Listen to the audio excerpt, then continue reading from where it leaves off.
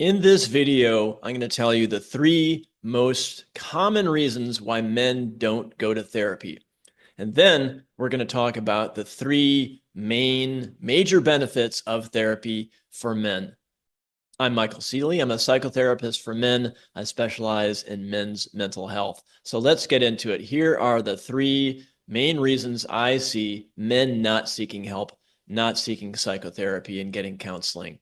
Number one, just honestly, it's being afraid to ask for help.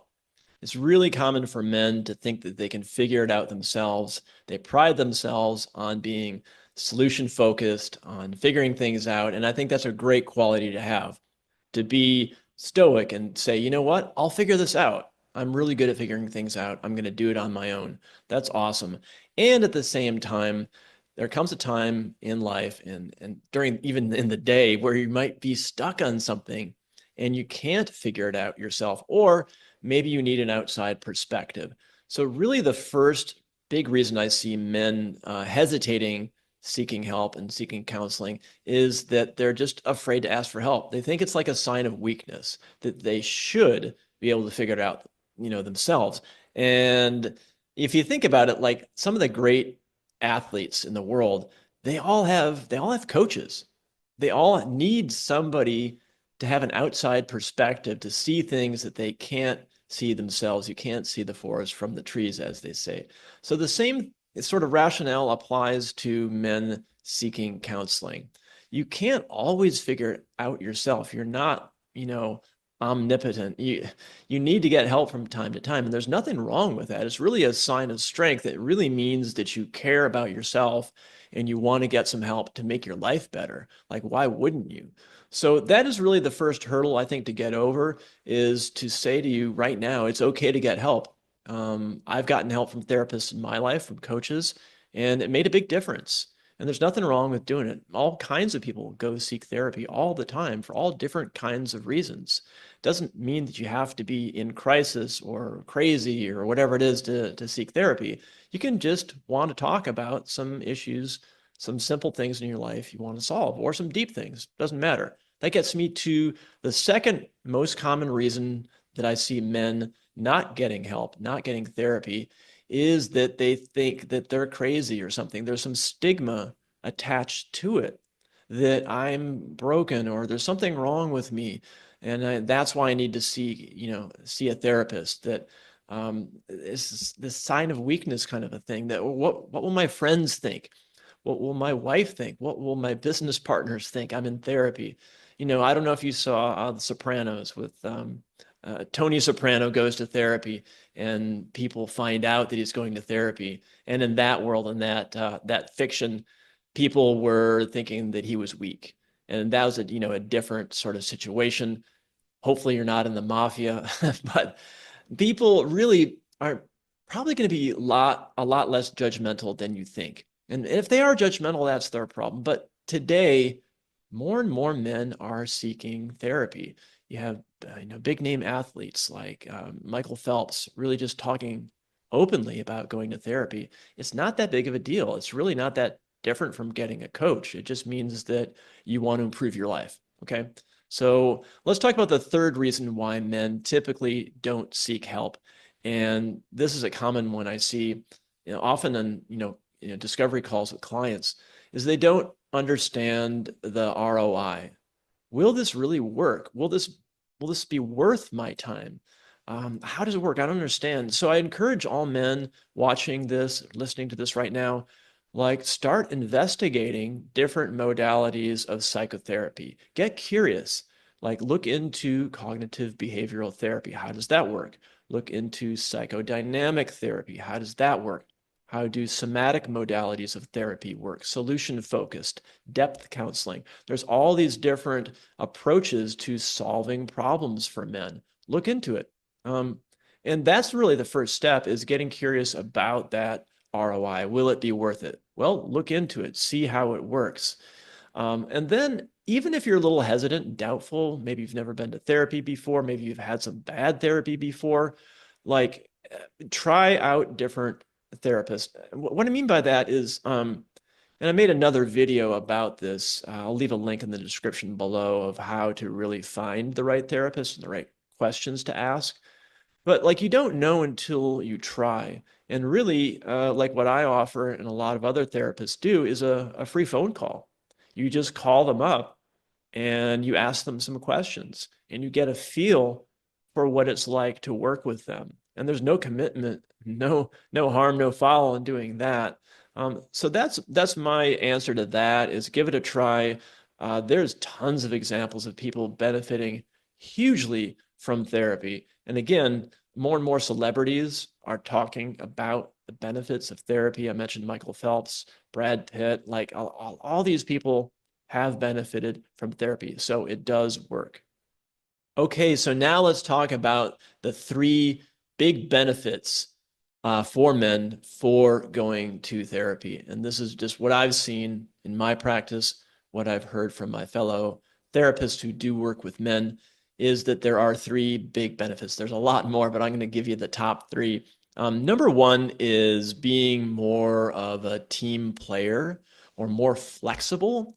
What I mean by that is that if you had the courage to reach out and ask for help and say and be humble and say, I don't have all the answers, and you've been through that therapeutic process where you're able to be vulnerable, as they say. I know that's kind of a buzzword, but the power in just asking for help, it's like being a team player, and you can apply that to all these domains of your life. If you say at work in your business, let's say your old default was I'm the problem solver, I'm the fixer, I'm just gonna fix this. Maybe one of the benefits of going to therapy is that you've wired your brain to know that it's okay to ask for help, okay to delegate, okay to not always figure it out for yourself. So that can be a huge one, is just being more flexible and recruiting other team players to fix problems that come up in your life, in your business. Maybe in your marriage, you have a certain dynamic with your spouse, and maybe therapy has showed you to be a little bit more flexible in your approach in conversations. So that can be a big benefit. Okay, number two, the second big reason I see benefits of therapy for men is self-awareness. Okay, so self-awareness is just knowing what makes you tick and being really honest about it. So therapy can really cultivate self-awareness where you understand like what your triggers are, understand what your strengths are, and just being more aware of that. Like for example, I'll share. I'm a lifelong athlete. I've exercised almost every day of my life.